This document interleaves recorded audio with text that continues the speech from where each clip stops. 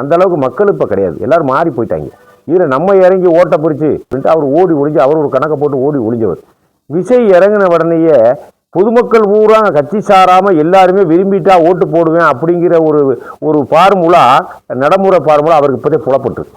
அதனால அவர் என்ன நினைச்சாருன்னா, கோவப்பட்டிருக்காரு. நமக்கு வரக்கூடிய வணக்கம், 8ஆம் நம்பர் தலைவர் பேசுகிறேன்.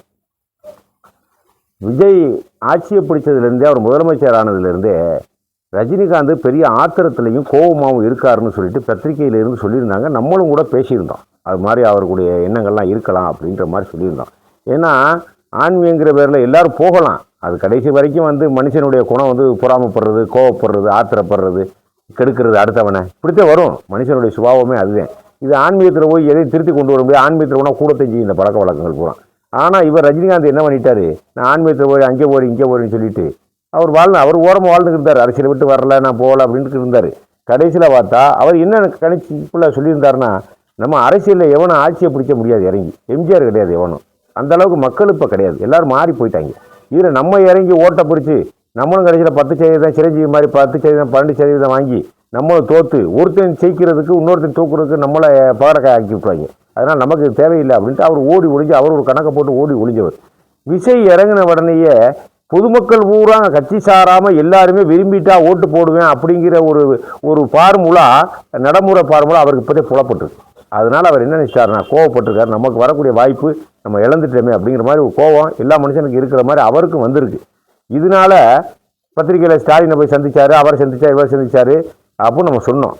கடைசியில் அவர் நேற்று பேட்டி கொடுத்துட்டாரு. நான் எதுக்கு விஷயம் இப்போ கோவப்படுறேன், நான் அரசியல் இல்லை, நான் ஏன் கோவப்படுறேன் அப்படிங்கிற மாதிரி ஒரு கதையை ஒன்று சொன்னார். ரெண்டாவது, நீங்கள் ஏன் விஷயம் பார்க்கல அப்படின்னு சொன்னதுக்கு, நம்ம அப்படிலாம் பார்க்க வேண்டிய அவசியம் இல்லை அப்படிங்கிறார். சரி, அவர் ஏன் உங்களை பார்க்கல, அது அவர்கிட்டே நீங்கள் கேட்கணும். இப்படி பல விஷயமா ஒரு பேட்டியில், ரஜினிகாந்த் பேட்டியை நான் இன்றைக்கி நேற்று இல்லை, கிட்டத்தட்ட 96 கவனிச்சுக்கிட்டு வரேன். 1996 பாட்ஷா பட விழாவிலேருந்து கவனிச்சுட்டு வரேன். நம்ம நேராக ரஜினியை பார்த்ததில்லை. ஆனால் அவருடைய பேச்சு எப்போவுமே வெட்டு 1 துண்ட 2ன்னு இருக்கும். ஆனால் நேற்று அந்த வெட்டு 1 துண்ட 2 பேச்சு கிடையவே கிடையாது. உள் மனசுக்குள்ளே ஏதோ ஒன்று வச்சுக்கிட்டு பம்மி மாற்றி பேசுகிறது மாதிரியே ஒரு கணக்கு என் பார்வைக்கு வருது. அவர் அரசியல் ஜெயிக்கிறாரு, தோக்குறாரு, அதெல்லாம் நமக்கு ரெண்டாம் கட்ட விஷயம்தான். அவர் விஷயம் மாதிரி சாதிப்பார், அல்லது விஷயக்கு மேலே சாதிப்பார், அல்லது தோற்றுருவார் அப்படிங்கிற விஷயத்துக்குள்ளே நான் வரவே இல்லை. ஆனால் அவருடைய பேச்சு உண்மையிலேயே மனசுக்குள்ளே இருந்து வெள்ளந்தியான பேச்சே கிடையாது. உள் மனசுக்குள்ளே ஏதோ சரி நீங்கள் பசை விட்டுப்பட்டியாலும் நிருபர் கேட்குறாங்க, அதுக்கு அவர் பதில் சொல்ல மாட்டேங்கிறார். நான் இதுக்கு போக போகிறேன், அரசியலே நான் இல்லையே அப்படிங்கிறார். அப்புறம் அவரை போய் பார்க்குறாரு, இவரை போய் பார்க்குறாரு, ரசிகர் மன்றத்துக்கு கூட பேசுகிறாரு. அதிமுகவில் இருக்கக்கூடிய 2 கோஷ்டிகளை ஒன்று சேர்க்குறாரு. அதிமுக பொதுச் செயலாளராக ஆகிறதுக்கு உண்டான முயற்சிகளில் இறங்கியிருக்காருன்னா பத்திரிக்கை எழுதுங்க, அதுக்கெல்லாம் விளக்கமே கிடையாது. அதிமுகவில் பொதுச் செயலாளராக இவரே ஆக்கிறது அப்படிங்கிற மாதிரிலாம் ஒரு பேச்சுக்கெல்லாம் பத்திரிக்கையில் வந்துருந்துச்சு. ஆனால் அதுக்கெல்லாம் அவர் நேரடியான பதில் கொடுக்கல. அவர் புதுசாக நான் இனிமேல் அரசியலில் எப்போ இருந்து விலகிட்டேன் அப்படின்னு சொல்லிட்டாரு ஒழிய, திருப்பி சொன்னதே எதிர்காலத்தில் அரசியலுக்கு எனக்கு சம்மந்தமே இல்லை, எப்போ வரமாட்டேன் அப்படின்னு அந்த வார்த்தை ஸ்டேட்மெண்ட் வரவே மாட்டேங்குது. கடைசி வரைக்கும் வர மாட்டேங்குது. கூடு மந்திரமாகத்தே சொல்லிக்கிட்டே வர்றாரே ஒழிய, ஏன்னா நான் முன்னாடி சொல்லிட்டேனே, எதுக்கெடுத்தாலும் முன்னாடி சொல்லிட்டேனே அப்படின்னு சொல்கிறாரு ஒழிய, எத்தனை காலம் ஆனாலும் சரி நான் இனிமேல் அரசியலுக்கு வரப்போகிறதில்ல அப்படிங்கிற மாதிரி அவர் எந்த ஸ்டேட்மெண்ட்டும் சொல்லவே இல்லை. நான் ஏற்கனவே சொல்லியிருக்க ஒரு வீடியோவில், ரஜினிகாந்த் வந்தால் விஜய்க்கு நெருக்கடி ஓவர் ஆகிரும் அப்படிங்கிற மாதிரி நம்ம ஏற்கனவே சொல்லியிருக்கோம். ஏன்னா அவர் அங்கங்கே பிரச்சாரம் பண்ணி கூட்டம் போட்டிருந்தா விஜயை விட 2 மடங்கு 3 மடங்கு செல்வாக்கானாலும் ரஜினி. சும்மா இன்றைக்கி வேணால் இல்லாமல் இருக்கலாம், அவர் களத்தில் வந்துட்டாருன்னா வீட்டுக்குள்ள எல்லாரும் வெளியே வந்துருவேன். சும்மா லேசான விஷயம் இல்லை. அர்னால்டு, அமெரிக்காவில் அர்னால்டு பெரிய கதாநாயகன் தான். வந்தவொன்னே இதே மாதிரி ஒரு முதலமைச்சர் ஆகிட்டாப்புல, அங்கே ஒரு முதலமைச்சர் ஆகிட்டாப்புல அமெரிக்காவிலேயே. அதே போல் ரஷ்யாவில், உக்ரைனில் அவர் ஒரு அதிபராகவே ஆகிட்டாப்புல. அதனால் சினிமா நடிகருக்கு இருக்கக்கூடிய வலு எந்த அளவுக்கு இருக்குன்னு நம்மளால் வீச்சை கண்டுபிடிக்க முடியாது. வேறு நடிகர்கள் நீங்கள் சொன்னீங்கன்னா நம்ம ஏற்றுக்கிற மாட்டோம். ஆனால் ரஜினியை மட்டும்தான் நம்ம பற்றி பேசிக்கிட்டு இருக்கோம். அதனால் ரஜினிகாந்த் வெளியே வந்தால் உள்ளே இருக்க முறை, வீட்டுக்குள்ளே தூங்குற முறை வெளியே வந்துருவேன் பார்த்துக்க. 60 வயசுக்கார 70 வயசுக்கார அதெல்லாம் வரலாம், வாய்ப்பு நிறையா இருக்குது. அதுக்காக நம்ம அவர் உள்ளதை பேச மாட்டேங்கிறாரு அப்படிங்கிறத நம்ம இது வரைக்கும் நம்ம அவர் பேட்டியில் கண்ட ஒரு உண்மையாக இருக்குது. எனக்கு தகவல் வந்த அடிப்படையில் விஜய்க்கு 1.5 வருஷமோ 2 வருஷமோ தான் முதலமைச்சர் யோகமே இருக்குது. நான் இது அவர் 5 வருஷம் நீடிக்கக்கூடாதுன்னு நான் நோக்கத்தில் சொல்லலை. எனக்கு வேறு விதமான பார்வையெல்லாம் கிடையாது. 2 வருஷமோ 1.5 வருஷமோ தான் அவருக்கு முதலமைச்சர் யோகமே இருக்குது அப்படிங்கிற மாதிரி நமக்கு வர்ற செய்திகள்லாம் வந்துக்கிட்டே இருக்குது. அவருக்கு வர்ற செய்திகள் எப்படியோ நமக்கு தெரியாது. விஜய்க்கு கொடுத்தக்கூடிய ஜோதிடர் செய்தி எப்படியோ நமக்கு தெரியாது. ஆனால் நமக்கு வந்திருக்கக்கூடிய செய்தி, எனக்கு வந்திருக்கக்கூடிய செய்தி, அவர் 1.5 வருஷம் 2 வருஷத்தில் அவர் முதலமைச்சருக்கு பலம் அவ்வளவுதான். இனிமேல் அவருக்கு அப்புறம் போக குறைஞ்சிக்கிட்டே வந்துடும். பிரச்சனை வில்லங்கம் விவகாரம் மக்கள்கிட்ட கெட்ட வேறு அது இது லொட்டு லொசுக்குன்னு வர ஆரம்பிச்சிடும். அப்போ ஆட்டோமேட்டிக்காக தேர்தல் வந்துடும். தேர்தல் வரக்கூடிய நேரத்தில் 6 மாதத்துலேயே 8 மாதத்துலேயே இப்போதைக்கு ரஜினிகாந்த் அரசியலில் வரப்போகிறாரு அப்படிங்கிற மாதிரி தான் எனக்கு செய்தி வரும். ஏன்னா மெட்ராஸில் நமக்கு தெரிஞ்ச தகவல் பூரா நமக்கு ஆட்கள் பூரா நிறையா பேர் இருக்காங்க. அவங்கள்ட்ட கூப்பிட்டு கேட்கும்போது மெட்ராஸில் என்ன சொல்கிறாங்கன்னா, அவர் ஒரு நெருங்கிய வட்டாரங்களில் கொஞ்சம் தள்ளிய வட்டாரங்கள் என்ன சொல்கிறாங்கன்னா, ரஜினிகாந்த் அரசியலில் வரப்போகிறாரு அப்படிங்கிறாங்க. அரசியல் வரப்போகிறாரு, இவர் பேட்டிங்கிறது கொடுக்குறது அது இதுன்னு எப்படி சொன்னாலும் அவர் அரசியலுக்கு தயாராகிட்டாரு அப்படின்றாங்க. அரசியலுக்கு தயாராகிட்டா பெரிய பிரச்சனை ஒன்று உருவாகும். அது ஆளுங்கட்சிக்கே பெரிய சிக்கலாக வந்து சேரும். சரி, அவர் இப்போ எடப்பாடி பழனிசாமி இருக்காங்கன்னு வைங்க, இவங்க சண்டை விட்டு கிடக்காங்க. அதே போல் ஸ்டாலின் அங்கிட்டு ஒரு கட்சி, அவர் எதிர்கட்சி தலைவராக அவங்க இருக்காங்க. அதே போல் விஜய் இருக்காங்க. இப்போ தேர்தல் ரஜினிகாந்தே வரல, நான் உதாரணத்துக்கு வச்சுக்கிறேன். அதிமுகவோட பொதுச் செயலாளர் ரஜினிகாந்தா இல்லை அப்படின்னு எடப்பாடி பழனிசாமி ஏற்றுக்கல, அல்ல எதிர்கோஷ்டி அந்த கோஷ்டி இந்த கோஷ்டி ஏற்றுக்கல, நம்ம வச்சுக்கிடுவோம். தேர்தல் திடீர்னு வந்துருது 2 வருஷத்துக்குள்ள. நீங்கள் விஜய்க்கு நிகரான வேட்பாளரா? நான் அதே கேட்குறேன். எடப்பாடி பழனிசாமி நான் கேட்குறேன். விஜய் விழுத்தாட்டணும்ல, விழுத்தாட்டா நீங்கள் நிகரான வேட்பாளரா? எடப்பாடி பழனிசாமி நிகரான வேட்பாளர் கிடையாது. சரி, ஸ்டாலின் நிகரான வேட்பாளரா? அவரும் கொஞ்சம் கம்மியாக இருக்கார். அப்போ நிகரான வேட்பாளர் விஜயோட நிகர போட்டி போடுற அளவுக்கு யாரும் இல்லை. அப்போ அவருக்கு மேலே உள்ள ஒரு ஆளை கொண்டாந்து போட்டால் மட்டும்தான் தேர்தலில் வெற்றி பெற முடியும், ஜெயிக்க முடியுங்கிற கணக்கு தான் பாரதிய ஜனதாக்காரங்க கூட கணக்கு. அதுக்கு ரஜினி கொண்டாந்து போடுறேன். அதுக்கு ரஜினியை பிடிச்சிருக்கேன், வலுவாக பிடிச்சிக்கிட்டேன். அவரும் ஆர்வமாயிட்டார், ரஜினி ஆர்வமாயிட்டார். வரலைங்கிறதா ஏமாத்து பேச்சு, வரலைன்னா ஏமாத்து பேச்சு. கண்டிப்பாக அவர் அரசியலுக்குள்ளே கால் எடுத்து வச்சுட்டார். அதை பார்த்துங்க. நான் எனக்கா சொல்லலை, நான் கற்பனையும் சொல்லலை, நடக்க போகிறத சொல்கிறேன். நான் அவர் அரசியலுக்குள்ளே கால் எடுத்து வச்சுட்டா இன்னும் வெளியே போக மாட்டார். இவ்வளோ நாள் வெளியே இருந்தார். விஜய் தோத்து இருந்தா நான் எனக்கு மேலே அவர் அறிவாளி, நான் ஏன் வெளியே வந்தேன் அப்படின்ட்டு பாரு. ரஜினிகாந்தே சொல்லிவிடுவார். 1000 கோடி செலவழிச்சு, 2000 கோடி செலவழிச்சு, 3000 கோடி செலவழிச்சு விஜய் தோக்கடிச்சு நாட்டுக்கு அனுப்பிடுவாங்க, ஊர் பக்கம் அனுப்பிடுவாங்க அப்படின்னு எனக்கு தெரிஞ்சாப்பா நான் வரவே மாட்டேன்ட்டு அங்கிட்ட ஒரு ஆளுகிட்ட சொல்லியிருப்பார். இப்போ ஜெயிச்ச உடனே அவருக்கு கோபம் தாங்க முடியல, ஒரு எதிர்பார்ப்பு அவருக்கு அதிகமாக இருக்குது. அதனால தப்பு இல்லை முதலமைச்சர் பதவிங்கிறது பொதுவான பதவி தான். மக்கள் ஓட்டு போட்டு 6 மணி நாள் வர வேண்டியாங்க, அது ஒன்றும் பிரச்சனை இல்லை. ஆனால் இவர் ரஜினிகாந்த் அரசியலுக்குள்ளே கால் எடுத்து வச்சுட்டாரு. இனி ஒரு 2-3 மாதத்துக்குள்ளே அவருடைய செயல்பாடு கொஞ்சம் கொஞ்சமாக கூடிரும். இதுதான் நமக்கு வரக்கூடிய செய்தியாக இருக்குது. அவருக்கு நெருங்கிய வட்டாரங்கள், தள்ளிய வட்டாரங்களில் இருக்குது. அவர் அரசியல் பேச ஆரம்பிச்சிட்டாரு. இனிமேல் அவர் இதை விட்டு போக மாட்டார். அவ்வளோதான். அவரை கொண்டாந்து வலுவாக பிடிச்சாங்க பாரதிய ஜனதாக்காரங்க, சுற்றிட்டாங்க. வந்து நில்லு, விஜய்க்கு நிகரான, விஜய்க்கு மேலான வேட்பாளர் நீதான் தமிழ்நாட்டில். வேறு யாருமே அந்த பட்சி கிடையாது, அந்த சினிமா பட்சி கிடையாது, அந்த முகக்கவர்ச்சி கிடையாது. அதை நீங்கள் இருந்தால் முடியும் அப்படின்னு அவனை பிடிச்ச ரஜினியை சரின்ட்டார். சரி, நான் ஒரு பேட்டியை கொடுத்து நான் 6 மாதம் கழிச்சு, 8 மாதம் கழிச்சு, 4 மாதம் கழிச்சு நான் வந்து களத்தில் இறங்கிறேன்னு ஒரு சம்மந்தப்பட்ட ஆட்கள்கிட்ட உறுதி வேற கொடுத்துருக்காரு. அது பாரதிய ஜனதா தரப்பட்ட பூரா. அதுவும் நமக்கு தெளிவாக தெரியுது. சரி, விஜய் எப்படித்தான் ஆட்சிக்கு வந்தார் அப்படி ஒரு விஷயத்துக்கு வரும். விஜய் ஏன் எப்படி வந்தார் ஆட்சிக்கு? எப்படி ஒரு ஓட்டு போட்டேன்? இவர் என்ன பண்ணார்? அப்படி சாதனை என்ன பண்ணாரா? இல்லை உழைச்ச காசை பூரா மக்களுக்கு தான தர்மம் எதுவும் பண்ணாரா? இல்லை அநாத ஆசிரமம் பண்ணாரா? பள்ளிக்கூடம் கட்டினாரா? இல்லை சத்திரம் சாவடி எதுவும் விஷயம் இன்னும் கட்டினாரா? இன்னும் கட்டினாரா? எதுவுமே இல்லை.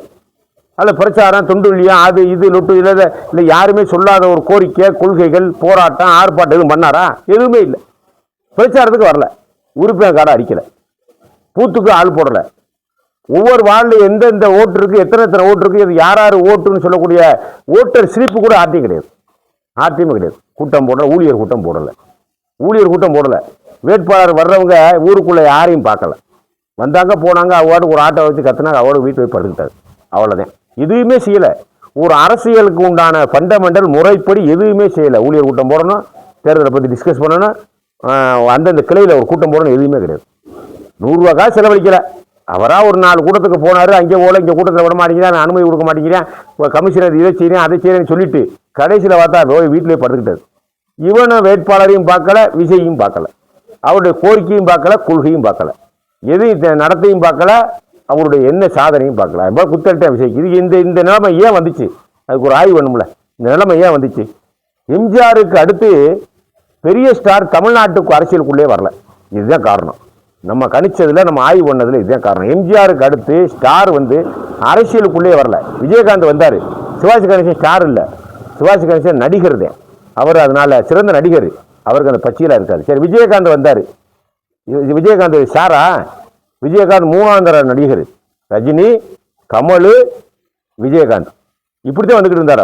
அவர் 3ஆம் தர 4ஆம் தர நடிகர். அதனால அவருக்கு 8% ஓட்டு 10% ஓட்டு தான் அவரால் வாங்க முடிஞ்சு. ஏன்னா அவர் பெரிய தயாவரன்னு சொல்லுவாங்க அவரை கூட. அப்படியால 8% ஓட்டு 10% ஓட்டு எதிர்கட்சி அளவுக்கு வர முடிஞ்சு. அதோட அவரும் ஓடி போனார். இப்போ இடைப்பட்ட காலத்தில் ஒரு குறிப்பிட்ட ஒரு 30-40 வருஷம் 50 வருஷத்துக்குள்ள எம்ஜிஆரை தவிர்த்துட்டு ஸ்டார்கள் யாருமே இங்கே அரசியல் களத்துக்குள்ளே வந்து குதிக்கலை.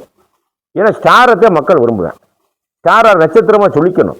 அந்த சொல்லிக்கக்கூடிய இடத்துல விஜய் இப்போ 3ஆம் இடத்துல இருக்காரு, விஜய் 2ஆம் இடம் 3ஆம் இடத்துல இருக்காரு. ஆனால் அப்படி இருந்த முதல் இடத்துக்காரர் வரல, ரஜினிகாந்த் வரமாட்டேன்ட்டாரு.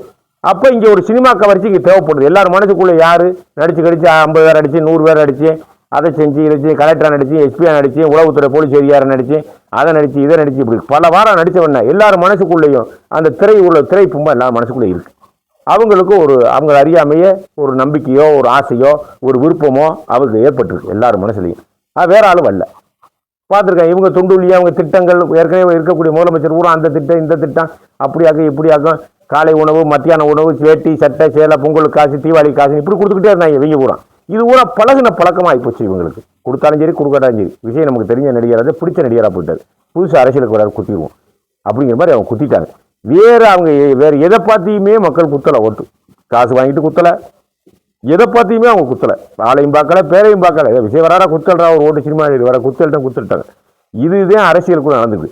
இப்போ நம்ம கிடைச்ச தகவல் அடிப்படையில் விஜய் ரொம்ப நிர்வாகத்தை ரொம்ப கண்ணும் கருத்துமாக பார்க்கணும், ரொம்ப அதிரடி ஆக்ஷனில் ரொம்ப கவனமாக இறங்கணும், ரொம்ப வேகமாக இறங்கணும். ஏன்னா ரஜினிகாந்த் வரப்போறாரு உறுதியாக, ரொம்ப எச்சரிக்கையாக இருங்க, கவனமாக இருங்க. உங்களுக்கு நெருக்கடி மேலே நெருக்கடி கூடிடும். ஏன்னா உங்கள் ஆட்சி எப்படி கவுத்தியே ஆகணும்னு பாரதிய ஜனதாக்கார கங்கனை கட்டிக்கிட்டு இருக்கேன் வெளியே தெரியாமல், உங்களுக்கு தெரியாது. ஆனால் அவன் திட்டம் போட்டுக்கிட்டு இருக்கேன் 40 எம்எல்ஏ வாங்குவோமா விஜய்கிட்ட இருந்து 30 எம்எல்ஏ வாங்குவோமான்னு இப்போயே கணக்கு போட்டு வேலை நடந்துக்கிட்டு இருக்கு. உங்களுக்கு தெரியாது எனக்கு தெரியாது. ஆனால் யாரை பிடிக்கிறேன்னு சொல்ல முடியாது, யாரை உங்களை விட்டு வெளியே போவேன்னு சொல்ல முடியாது. கூட்டணி கட்சி வெளியே போவேன், உங்கள் கட்சிக்காரன் 40-30 எம்எல்ஏ வெளியே போவேன், அதை பார்த்துங்க. நீங்கள் வெளியே போக நீங்கள் சொல்லலாம், நானும் உங்களுக்கு நேரம் சால்ரா கூட போடலாம், அது நம்புறாப்புல இல்லை. ஏன்னா எல்லா மாநிலத்தையும் அப்படி தான் உடச்சிக்கிட்டு இருக்காங்க, எல்லா மாநிலத்தையும் இதே அக்கப்புறம் குடிக்கிட்டு கிடக்காங்க. அதனால இந்த மாநிலத்திலேயும் உங்களை உடைக்க முடியாது அப்படின்னு சொல்ல முடியல. அதிமுக என்ன விதி ஆக்கி வச்சிருக்காங்க பார்த்தீங்களா? அதிமுக என்ன விதி ஆக்கி வச்சிருக்காங்க? தேவோட அங்கே என்னாச்சு, கர்நாடகத்தில் தேவோட என்னாச்சு, ஹெண்டே என்னாச்சு, பீகாரில் என்னாச்சு, ஒவ்வொரு மாநிலத்தில் என்னாச்சு, 30 ஸ்டேட் க்ளோஸு. அவன் இறங்கின இடத்துல பூரா க்ளோஸு. எதிர்த்தவனும் காலி, அவனை ஆதரித்தவனும் காலி. அதை மட்டும் தெம்பா இருந்துக்கிட்டான், அதை மட்டும் நாளுக்கு நாள் வளர்ந்துக்கிட்டே இருக்கான். ஆக மொத்தத்தில் உங்கள் வேட்பாளரே 30,000 பேர் கலையை கொடுத்து வாங்கிடுவாங்க. நேரம் பேசிக்கிட்டு இருப்பாங்க, நீங்கள் என்ன நேரம் பேசிக்கிட்டு முடிச்சிருப்பாங்க, அட்வான்ஸ் கூட கொடுத்துருப்பாங்க, சொல்ல முடியாது. ஏன்னா அவங்க வேலையே அது, அவங்க அரசியல் வேலையே இது. அவங்களே கவுத்தி போடுறது அல்லது அவனே வச்சுக்கிட்டு இங்கிட்டு ஏதாவது தேர்தலில் சந்திச்சு ரஜினிகாந்த் போன்ற ஆட்களை முன்னிறுத்தி உங்கள் ஸ்டாரை குறைச்சி அவங்க ஆட்சியை கைப்பற்றிடுவாங்க. இதே நடக்க போகுது, இதே நடந்துக்கிட்டு இருக்கு. ஆக மொத்தத்தில் எடப்பாடி பழனிசாமிகிட்ட இருந்து அந்த பதவி ரஜினிகாந்த் போகிறதுக்கு எப்போ வேணாலும் போகும். இன்னும் 6 மாதம் டைம், 6 மாத டயத்துக்குள்ளே தண்ணி கட்சி ஆரம்பிக்க மாட்டாப்புல ரஜினிகாந்த். தண்ணி கட்சியெல்லாம் கிடையாது, அதிமுக பொதுச் செயலாளரே ஆகிறார் ரஜினி. நான் சொல்கிறேன்ல, அதிமுகவில் தான் அந்த வேகனா. ஏன்னா அமித்ஷா கூப்பிட்டு நரேந்திர மோடி கூப்பிட்டு விலைக்கு எங்கப்பா உட்கார வைங்க, எப்போ முடிஞ்சு வச்சு ஒரு ஃபோன் கால் தான். இவர் கட்சி ஆரம்பிச்சு 80 வயசில் கட்சி ஆரம்பிச்சு சுற்றுப்பயணம் பண்ணி உறுப்பினர் கார்டு ஓட்டு ஊழியர் கூட்டம் இதெல்லாம் நடக்கிற வேலையா? இது நடக்காது, அவங்களுக்கு தெரியும். அதனால தான் நீ நேராக போய் உட்காந்துரு, ஜம்ப் பண்ணி ஏரோப்ளைனில் போய் அந்த பொதுச் செயலாளர் உட்காந்துரு, எலெக்ஷன் நெல்லு விஷயம் அமைக்கப்படலாம். ஏற்கனவே அதிமுக ஓட்டு 70-80 1 கோடி ஓட்டு இருக்குது. உங்களை விரும்புகிறேன் 1 கோடி ஓட்டு வரும். ஆக மொத்தத்தில் 2 கோடி ஓட்டு நீங்களே சிஎம் அப்படின்னு கணக்கு போட்டு பாரதிய ஜனதாக்காரன் பக்காவாக ரஜினி வீட்டில் ஃபைல் போட்டு கொடுத்துட்டேன்.